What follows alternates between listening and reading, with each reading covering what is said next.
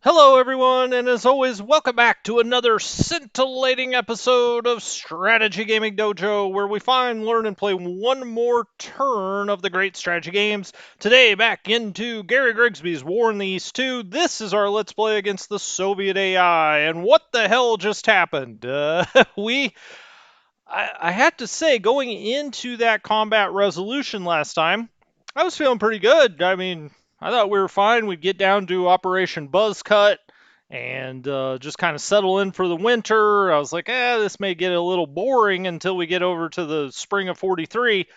That is not the case now.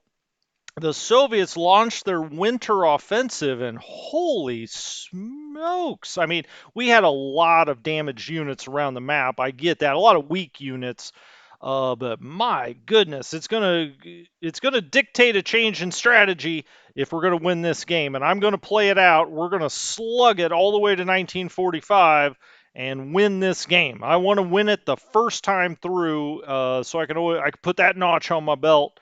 But it's going to be a battle now. Not that it wasn't before, but it's really going to be close now. We'll see.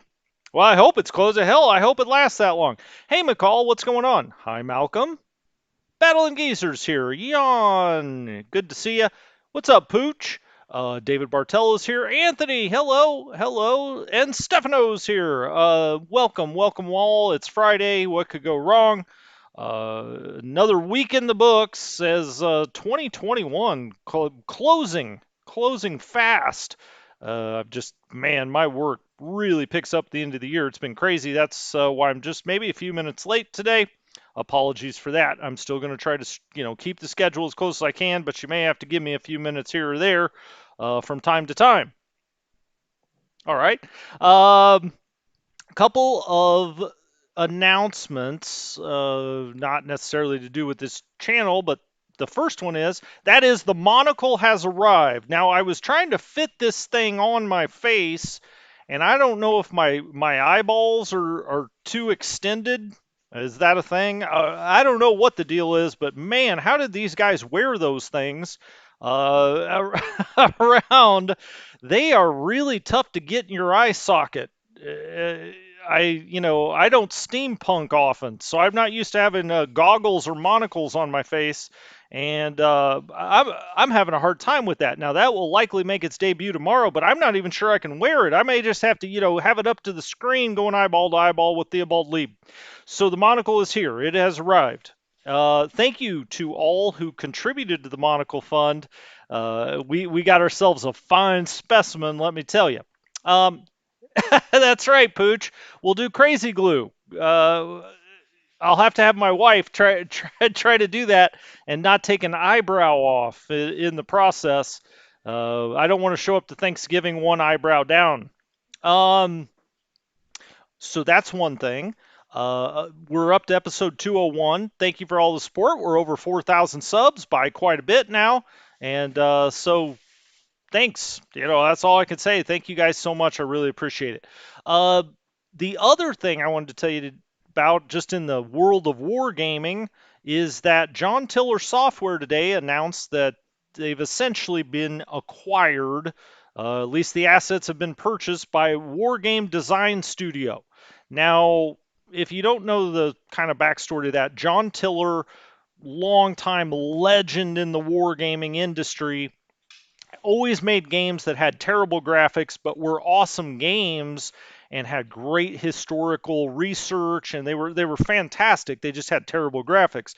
Well, Wargame Design Studio came in several years ago and said, "Hey, we're at least going to try to up these to being below par or mediocre, so that the graphics don't get in the way of you actually being able to like the games, or enjoy the games." And because the John Tiller games were almost impossible to play before. The icons were too small. You couldn't see anything. Wargame Design Studio came in. They did what they called their gold standard. They boosted them up a little bit, so it made the game playable. Unfortunately, John Tiller passed away last year. Very sadly, I guess it was very sudden. He got a diagnosis and literally like 3 months later passed away. And everybody, obviously, he was a legend in this field. And once condolences were done and whatnot, people said, well, is his software company going away? What's going to happen? There's a great guy named Rich Johnston that kind of runs things over there, and War Game Design Studio has decided to take the John Tiller brand over. And so they are now doing that. They're releasing a new game, which our friend Stanley, if you watch our War in the Pacific episodes, you may know Stanley. Stanley was a playtester on this, is my understanding, or at least he emailed me that today. Um, for a new Forgotten Campaigns of the American Civil War. So they're putting out a new game. They're acquiring the assets. They're boosting the graphics quality, and John Tiller software lives on. It lives on. So, yeah, I got a lot of emails from John Tiller software today as well. They're having us re-download the games with the new, I think, kind of upgraded graphics. I haven't looked at it yet and saw what changed, but they've just been updating everything. And the great thing about John Tiller is if you're into war games, you can play any you can play anything. If you're interested in the 7 Years' War, you can go and get a John Tiller game on the 7 Years' War, or you can get Renaissance, so 13s, 1400s. Um, and it's got 100 scenarios of different battles and stuff. It's fantastic if you love hex and counter games. It's they're really not equaled when it comes to the historical research or the breadth of all the different warfare you can dive into. The problem has always been the graphics, and Wargame Design Studio is going to try to alleviate that problem, at least to bring them up to playability. So anyway, I just wanted to mention that because you guys are all into war games. Probably most of you already knew all of this, but just something to think about. I've done a game, a John Tiller game on the channel, a couple of them. One of them I just did a couple of episodes. The Panzer Battle, I think it was the Panzer Battles. I did a couple episodes on, uh, and then I want to say I did American Civil War. Uh, a little bit. It was a small battle around Bull Run, the original battle of the Civil War. So anyway, check those out if you're interested in them. I did a very basic tutorial because all of his games, if you know how to play one of them, you can play them all. And so, it doesn't take a long time to learn. They're pretty intuitive, and now you can actually see the counters, which is important, I find, in war games. All right, let's actually play this damn game. I think, well, look at that. Now we've got more people on here than usual when I start playing the game. We're in the air planning phase. It is now what, November 8th, I think? I can't see it. It's too small while I'm looking at the chat. Um, Let me check it out. Yeah, November 8th, 1942, it's turned 73. We're in the air planning phase. We kind of went over this stuff. We didn't go over all of it. I did want to see reinforcements, what we have coming on. It looks like, okay, that's some Romanian pioneers. We've got a Stug, battery coming on, whatever you want to call it. Another Stug battalion coming on. We've got, heavy Stugs. Good, great, fantastic. And a heavy cannon. So we brought in some artillery here. I don't remember how much of that was just coming out of the reserves and how much showed up. Well, I guess we can figure it out. The ones at 231.98, I think, came out from game mechanics. I think the 194, 151s are going into OKH because they came out of the reserves. I think. I can't remember which hex is which, but it's one way or the other. Anyway, we got some things on there. It looks like we'll get a transfer. We'll get the 69th Infantry Division. Hey, hey. Onto the map next turn. It's coming out of Norway. All right, excellent.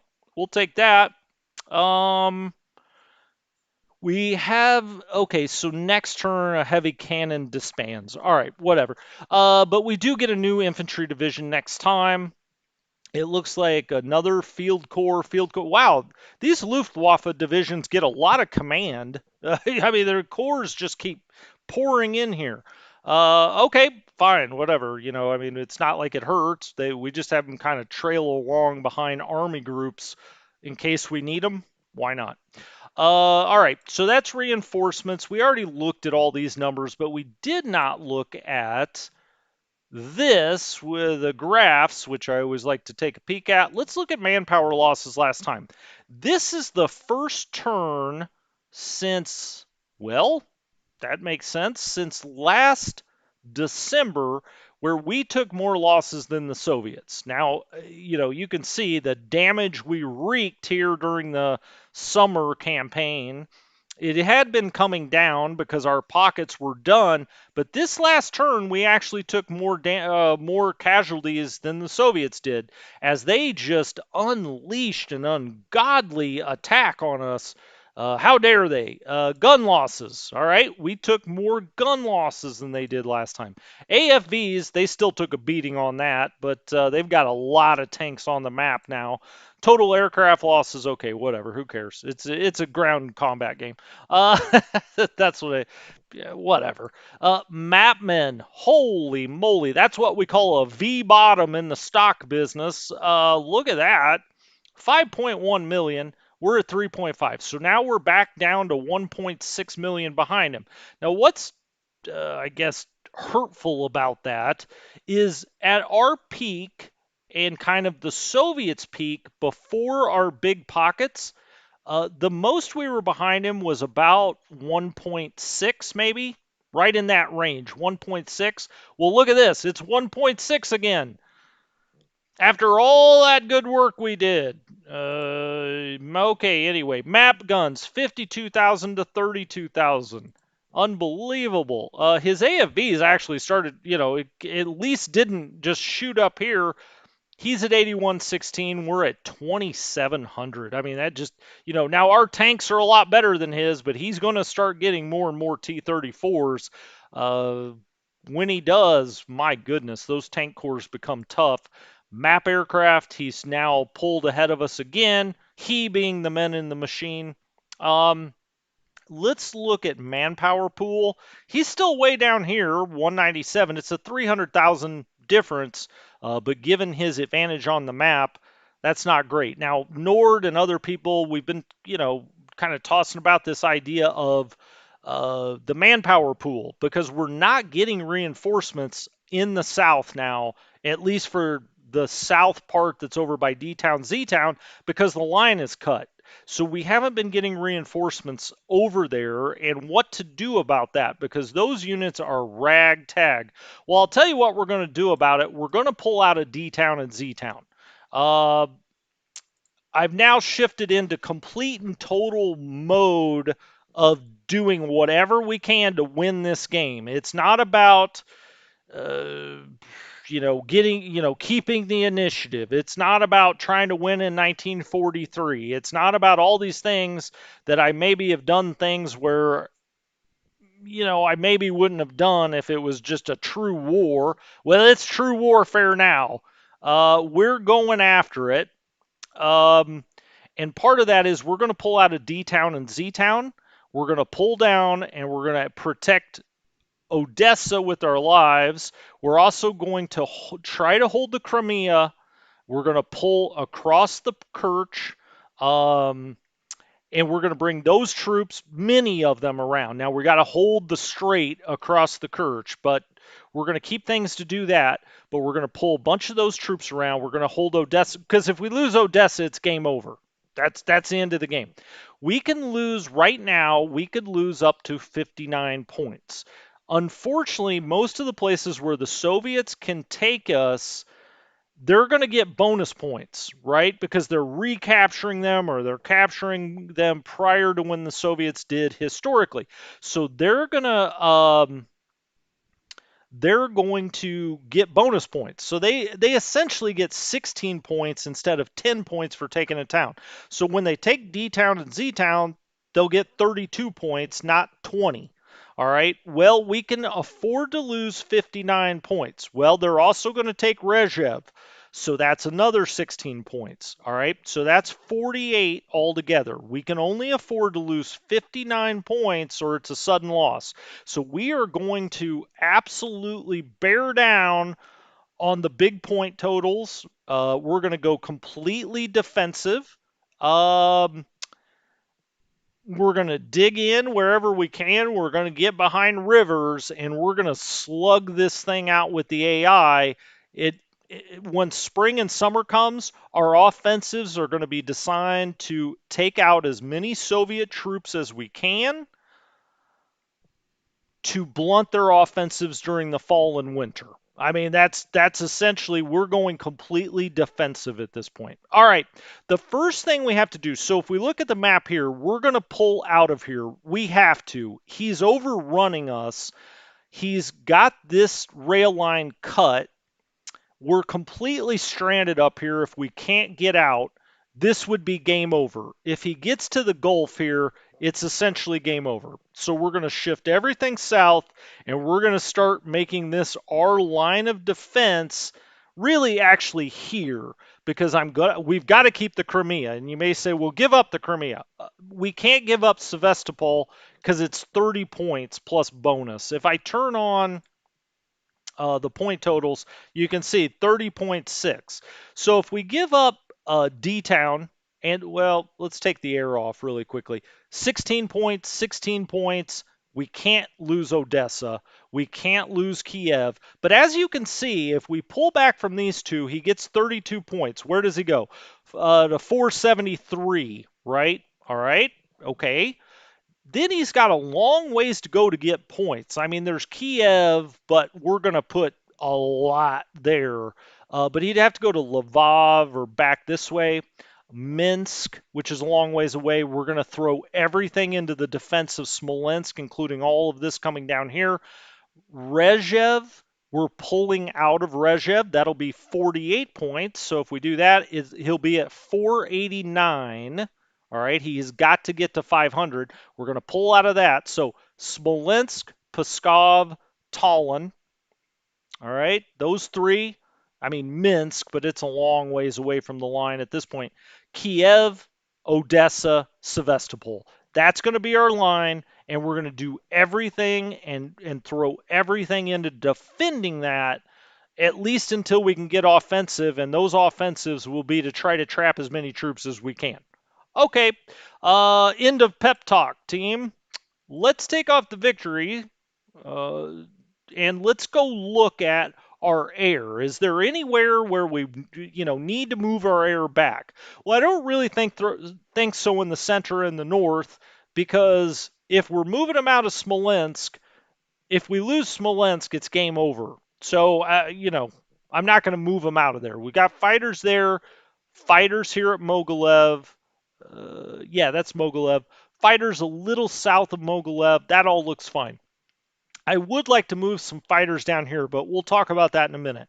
We've got fighter bombers, Stukas up in here. We've got bombers, KG-3. Now, he's weakened this a bit because he's thrown everything down here smartly, I think, but I'm not worried about losing these bombers, but we could, I guess, move them back. There's absolutely no reason to keep them this far forward. So let's just move them back to those three bases. That's fine.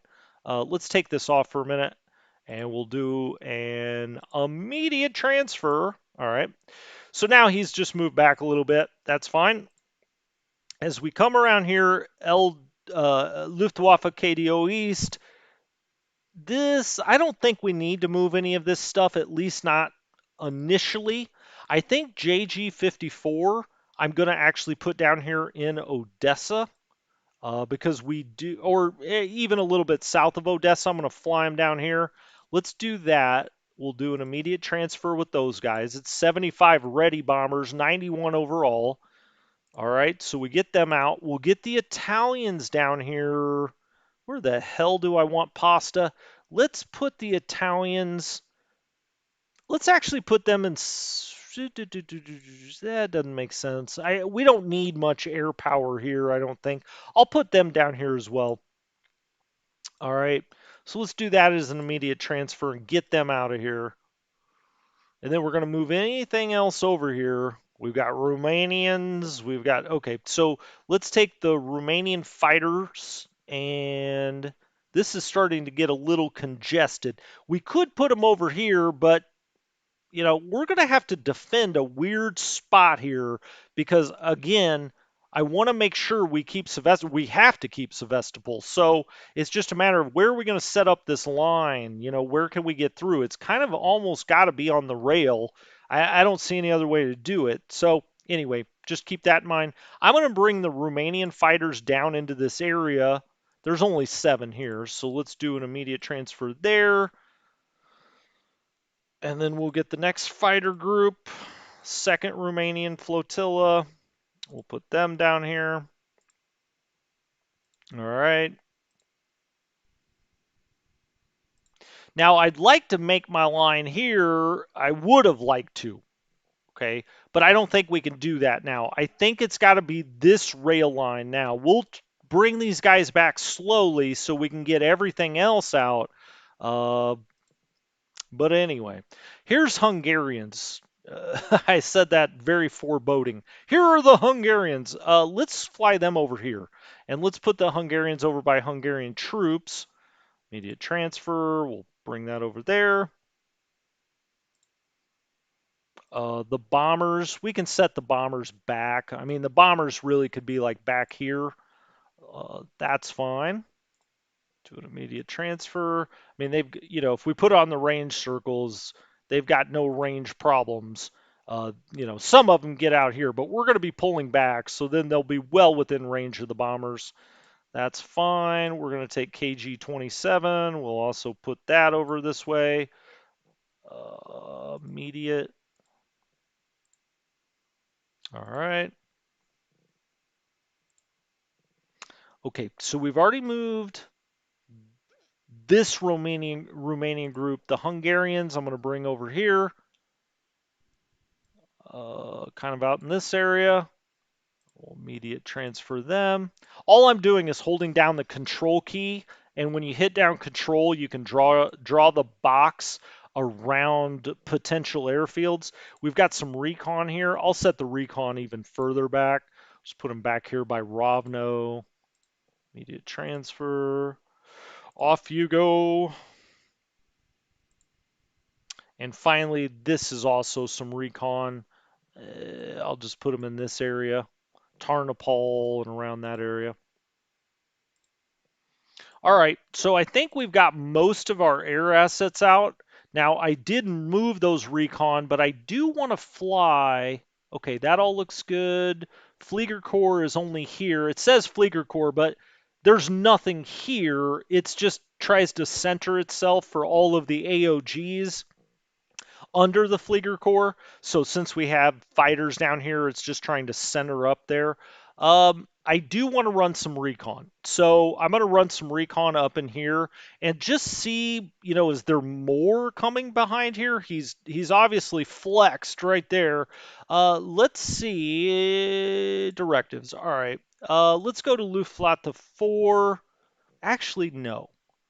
Let's click off that. Let's go to KDO East. Let's take the range circles off. And let's do a recon. There's recon. Air recon directive. Okay. So, yes, recon. Let's have not strategic recon, no. Let's go, kind of in this area because I want to see what's here and kind of what's here. I could run some up there, but Units, interdiction, that's what we're looking for. 9,000 feet, these 4 days. Intensity, let's make it medium. That's fine. And then let's make it, how big do we want to make this? Let's make it, I don't know, 4. And now you can click on this. Let's actually move it up here a little bit. There we go. All right, that's fine. And then you're going to fly out of Tiraspol. Fine. We'll confirm that. And then let's do another I got a lot of recon planes in Luftwaffe KDO East. So we'll do one up this way. Let's do units, 9,000 feet, so they don't get hit by flak on the side hexes. Let's do this, I don't know, a 3. Sure.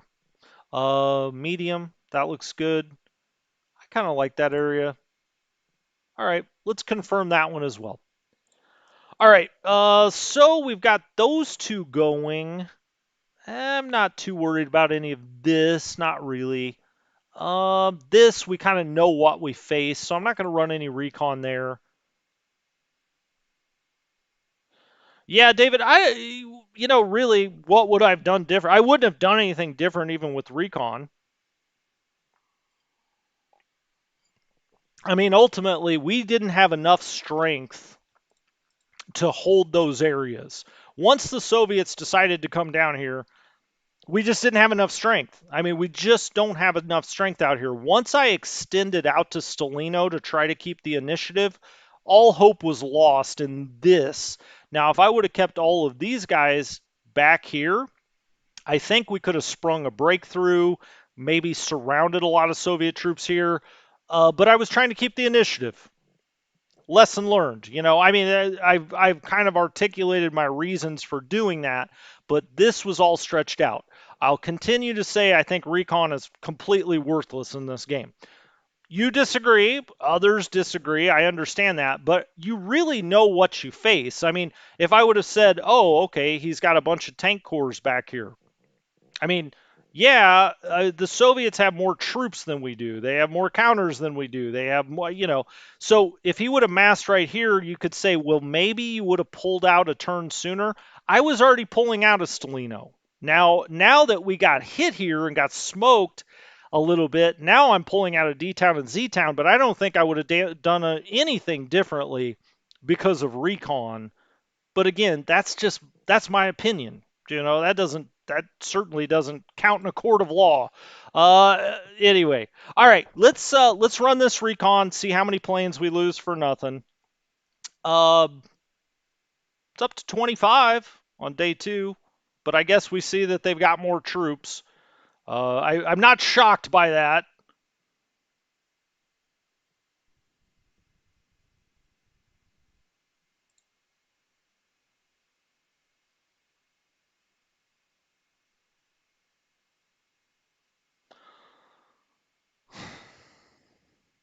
Well, here's the thing. I loved recon in the first game. In War in the East 1, I would spam recon on damn near every hex in the game because there was no penalty for it.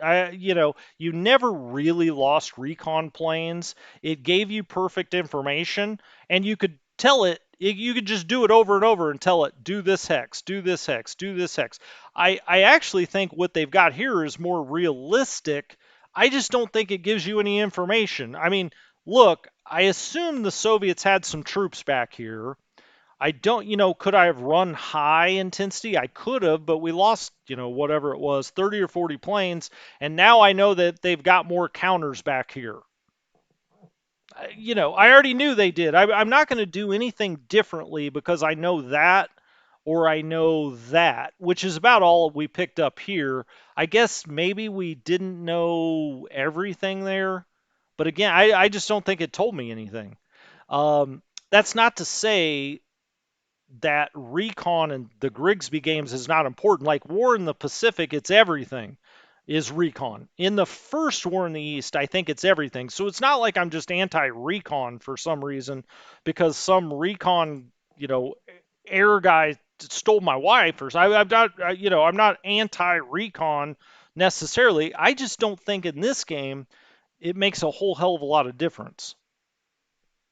But again, well, completely worthless. I like to be hyperbolic, M60. So I like to say things like completely worthless to get people, what do they say? That ups engagement, right? When I say things that are hyperbolic. Uh, anyway, look, if you want to run a lot of recon, do it. I just don't think it's very helpful. Narva line. Now, I'm expecting, given what we've seen here, down south, that he may try to make a little bit of a play here. I still want to get behind the river, the major river. We're behind a minor river now, right? If we click on the hex and we look at it, we've got a minor river to the east, southeast, and northeast. Okay. And the major river is behind us. Now, the reason I'm in these hexes is they are heavy woods, or deep woods, as I like to call them sometimes.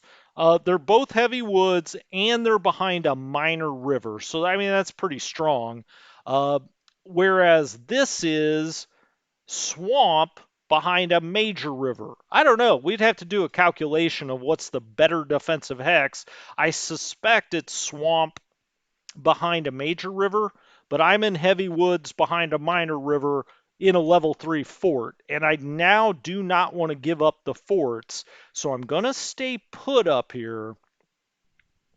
You could certainly make the argument I should back up one and get in these swamps and just start redigging, but I'm afraid when I give up the fort level, it's going to really encourage the Soviets to come after me. As it is right now, I mean, this has been the same situation it's been for 10 months, I think. So I don't know. I feel like maybe I need to get another division up here at some point, or two more to double stack here. If we look at our defensiveness, 54, 51, these guys are actually weaker, even though they're double stacked, 38 and 43. Now, I don't think they've been getting a lot. Yeah, they've got one weak division with each stack, I think. Well, these are both like at 8,500, 89. I have not had these guys on refit or off the line at all. So they're taking, some friction losses just from skirmishes and whatever else. They're really not building up. Their supply situation's pretty good. I could set them to static, I guess. Uh, I don't know the bonuses or advantages you get for setting something to static. We've got XTRG in the house. Maybe he knows, or one of the three of you, or one of the three of you, uh, one of you out there knows. I mean, if you set something to static, I assume it doesn't use as much supply. Uh, I don't know. Can you do it next to a Soviet unit? I don't know. I don't know. What's up, Stanley? How are you? I referenced you, Stanley, earlier. I was talking about John Tiller. Good to see you, Stanley. Um, I think I'm just going to leave these guys alone this time. You can see out here at Narva, we are getting supply. So it's coming through here, freight. It's coming through. We've got quite a bit stored here at Sonda. We've got a little bit stored back here. If we hit 8, you can see this is almost perfect, right? This is all depot to depot stuff in white. So that's great. And then it's all coming out here to Narva and just passing right down to them. So I don't think we could be any more efficient than we are right here when it comes to a supply, perspective. I think that's as good as we can do it, given where we are. Lindemann, 50th Corps. Lindemann's been in charge of 50 Corps forever. 50th Corps.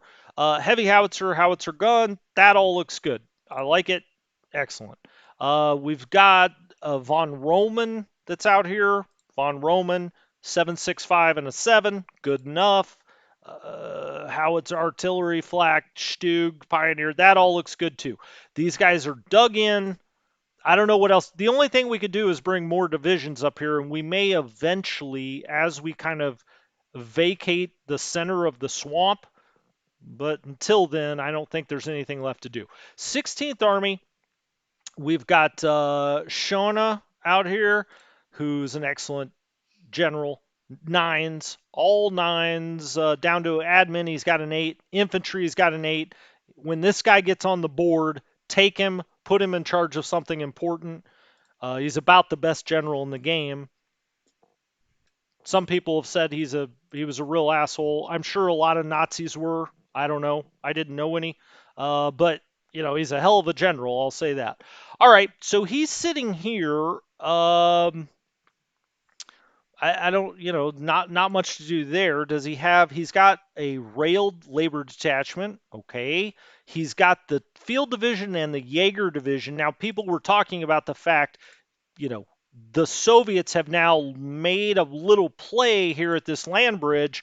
They have not been interested in this at all for months, at least a couple of months.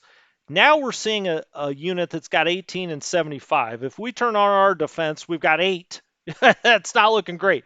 Now, he would have to come across a major river. We are in a level 3 fort. So, okay, but this is only 3,800 men to guard this land bridge. And I really think I want to take one of these Luftwaffe field divisions and put it up there, but it's a matter of which one to get up there or around there or over there and where else we're going to have to take him out of, because now we've got situations. We got to break through near Smolensk. We do not have one there. I took a lot of them to the south. Let's actually go down to Warsaw and see if anything else came on the map. Back up so I can find Warsaw. Nothing there. Let's go to Berlin. Nope. We've got nothing that's come on the map. We get an infantry division next time. We do have some of these Luftwaffe field divisions, but now we've kind of spread them out. I dispersed a few of them. Maybe I should have brought one of them north and set it right here. Not that it's going to make the difference, but if I stack them together, maybe it would have done something. I think for now, I need to take this Moscow Jaeger and double stack them. Now, I don't like not having something in Pskov because, again, Pskov, if we look at it, that's 16 points. We cannot lose Pskov.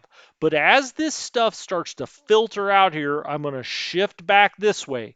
Originally, we had shifted this way, but now the line is definitely going to have to shift up and around. And when it does, when these guys come out, if we can get them out, we can shift some of that over this way anyway, and we can take the majority of 18th Army and make a stronger line here. For now, I think I've got to take the chance that he comes across here. Now, if he comes across here, we got all kinds of problems, but I am going to put this, the boy, I can't talk. The Moscow Luftwaffe Jaeger Regiment up here. And if we look at the defense now, wow, it's gone to a big 15 total. Well, that's better than 8.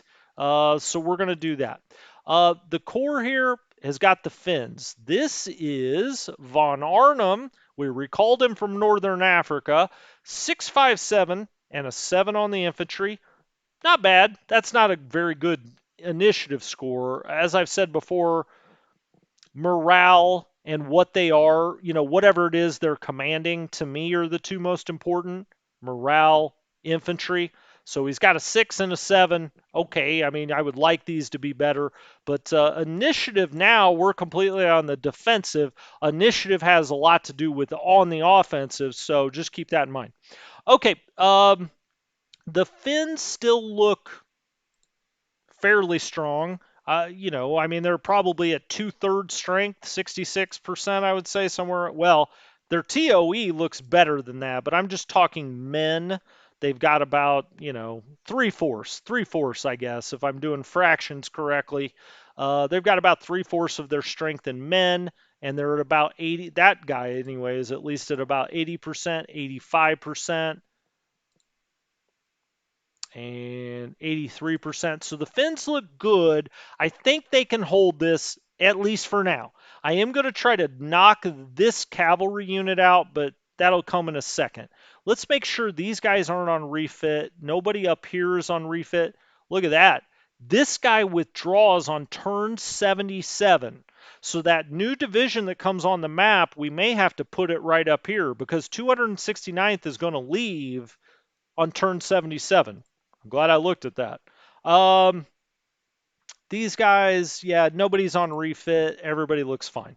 Okay, I'm just trying to take my time this time around the map. I feel like this is a really important turn.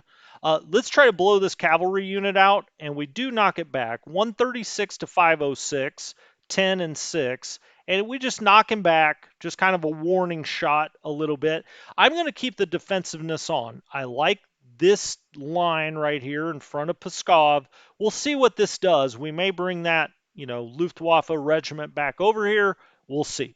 Okay, so we blew that back. We could hit that, but I don't really want to.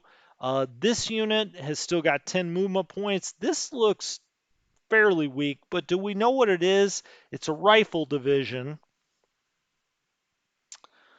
We're on the defensive now. I think I'm just going to leave it alone. I don't think I'm going to attack that. I don't want to weaken any of this. Here is a division with only 9,000 men in front of Pskov. This has got 10,000. Let's look at the TOEs and the defensiveness. This looks better than this.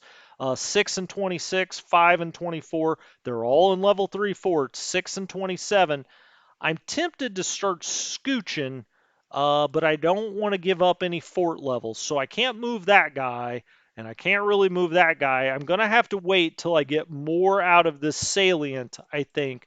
Now, that does risk that he's going to try to break through here, but it is what it is. Drink. Now I kind of want to attack there just to weaken things. Let's hit that. Okay, we do scoot him back. 20, 50, 21. We'll take that. 42 to 1. So I'm glad I did hit that. I don't want to weaken these guys too much. You can see he lost about 100 men or so. 89, 76. You know, this guy is a little more advanced than I'd want him to be. I actually really want him in this hex, but I'm not going to give up that level 3 fort. Here, we could try and attack here, and I think I will. Well, let's see the odds. Let's see what the odds are showing us. 13.5 to 7. Okay. Let's actually look at the command headquarters. This is under Valor. 867 with the 7. That's all good. Let's make sure he's got his support units. He does. Well, all right. Nope. Actually, I'm not going to do that. That would be across a river. And this is the stronger on offensive of the two units. I really need to get something around here to block this thing from moving through. But I just don't think I have the troops to do it. Unless, yeah, I can't get this guy up there, and I can't get him to there. Now, I could bring this to here behind a river and start scooting things around. He could go there. He could go there. He could go there, and I could start scooting these guys back.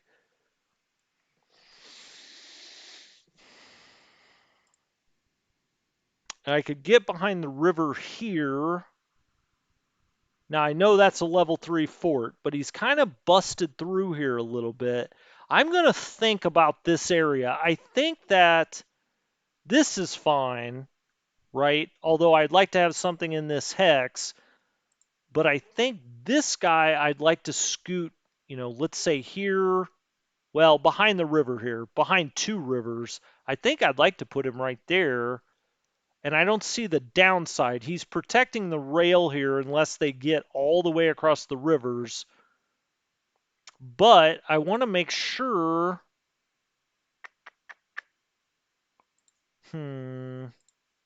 I'm going to think about that situation. All right, let's go look at the comments. Hey, the stream's still going and XTRG's here. That's crazy.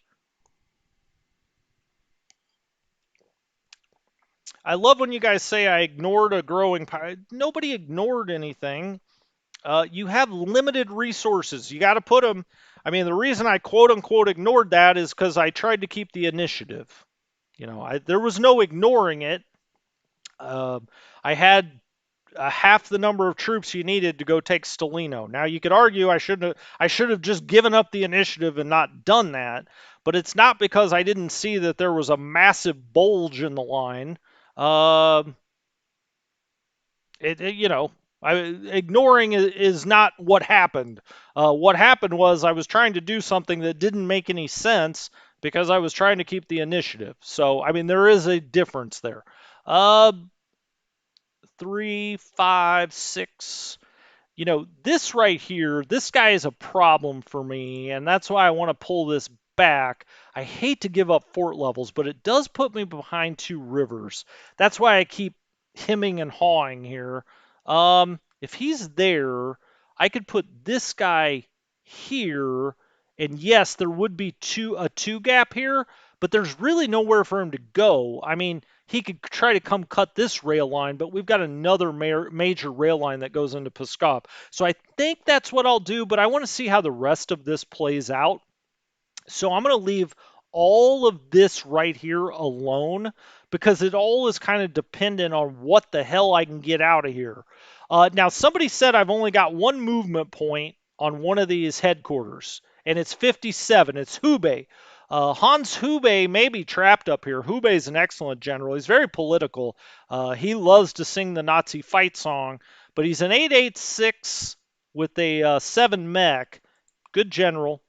Uh, he can only go 1 hex. What can our motorized can go 2? Okay, nice. Now so I'm going to go up here and work backwards. The number one priority here is to get every motorized troop that I can possibly get out of this salient out of here. If one of the corps of infantry gets routed, we'll deal with it. I mean, we're going to have a lot of infantry that comes back here, but losing a whole motorized division or two, can't do that, my friends. So we're going to try to take as much. Now, these guys are actually still pretty strong. I even looked at the map for a long time and I thought, man, can I bust my way out of here? You've got an 11. The 5 is not as strong, but GD is really strong. He's got an 11. Down here, we have a 9. So, I mean, we do have some strength, and there was the idea in my head of either busting out this way or busting back this way and trying to get out this way. But I think we'd have the same problem, which is we just don't have enough here to sustain it or to hold it. And I think they would get isolated. So I'm going to try to come straight down the pike for now. When they get down into this area, we may see, there's an opportunity to break out, but I'm not seeing it right now. How about that? 11 and 25, 5 and 27. I've got 2 infantry divisions here. I've got an infantry here and 2 pretty good motorized here, but they just can't go anywhere. Well, the infantry can't. The motorized can get a little ways, but we'll we'll see. All right, let's take this 5 first because he's the weaker one and get him as far as he can go. Now, they're constrained by all kinds of zones of control here. So off you go, my friend. Now then, um, with what I have here, I can take 1 or 2 of these infantry and move them at least 1. Let's take, now that he's with a pretty good motorized, or he is with a pretty good motorized, let's take the stronger of the 2 infantry and move it 1. Okay, now then, this headquarters, I think, is doomed. I don't really know what to do with it, but I think maybe he can move 1. We'll see. All right. We've only got we've got 2 units in this hex, so let's move one of the motorized, the one with the least amount of movement points. Let's move that. Okay. Now we've got 2 in this hex, and I really think I want to leave. All right. Actually, I'm going to do this. He can't move another, but I think this infantry can move 1 if I move one of these infantry. But to do that, I've got to move the panzers. All right. So the panzers can move down south of the river here. But before I do that, I want to make sure I have a contiguous line if possible. So let's move this infantry here. Let's move this panzer division. Oh, this is one of the green units. Okay, let's double stack there. Now, I know I'm moving in the wrong direction, but I want to protect these panzers to the extent I can. Now, that's 7,300. That's 8,100. For now, I'm going to put that panzer division there, but I may end up moving it. I've got 1 infantry and 1 headquarters here. The headquarters can get out and still have these guys in command somehow, amazingly. So let's get the headquarters out. Now we've just got this 1 infantry division. Let's take his like division and put it there. Now I can move this down 1. All right. It's a snail's game. No. He can move into town. 4,900 troops. My God, man. Okay, he can move into town. Now, this could move 1 more. Do we want to do that? Well, we're about to see. The headquarters. He can go here. He did have just one movement point. He moved further than I thought he could. So we've got infantry 9,900, 10,900. I really want to move the motorized if we can, but I think we got to try to protect that if we can. If they get routed, fine. So now we moved him down. All right. We could we move? Yeah, I mean, we could move this motorized down. Let's do it. If he hits the headquarters in the infantry, if this gets routed and he gets routed out of here,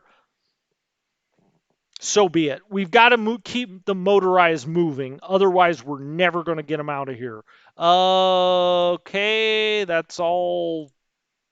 I don't want to say okay again because it's really not okay, but it's as good as I think we're going to get it. This infantry, we've got 3 panzer divisions here. Now I could move them up here on this line to hold. We've got 4 panzer divisions. So this is all of von Manstein's corps. I've got a 5th one down here that's part of von Manstein's corps. 1, 2, 3, 4, 5, 6. Okay, so he does have 6 divisions. These are all von Manstein's. Look at that. I'm tempted. I'm tempted. Not really. Not really. So we've got this little situation here. I say little. It's not so little, but I think if I move these up here, we can protect them. We've also got this. Is there anything with any movement points left to attack that? I mean, it's just a cavalry unit. I could try to do a hasty with the motorized. Do I dare? Let's try it. I mean, we technically won the battle.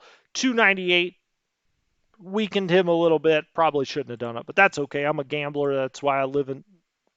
I was going to say in Vegas, but I don't. I don't want to confuse anyone. We may move a couple of these over here to hold this line. We've got to hold this right here as well. 1 or 2 of these have to come down and help with this entire situation. But I think we're going to leave that to tomorrow, which is Saturday. I think we'll maybe go a little longer tomorrow. Stanley, I've got the monocle. I'm just having a hard time getting it to fit in my dang eye. So, I'm down to Theobald Lieb here. I've got it. It's made its appearance on episode 201. By tomorrow, now some people said Gorilla Glue. I don't want to lose half of my face with this thing on. Nobody's attacking Wolfnor. Nobody's attacking. Well, not really. That motorized attack was the kind of thing I do at the end of an episode sometimes. It didn't make any sense, but we lost 100 men. I thought maybe that cavalry unit we could move it back, and if I could move this back, I could actually get a little bit more momentum going here. Now I expect these guys are going to get routed. The 207th. What's upsetting about that is I actually think if I had a few more movement points here.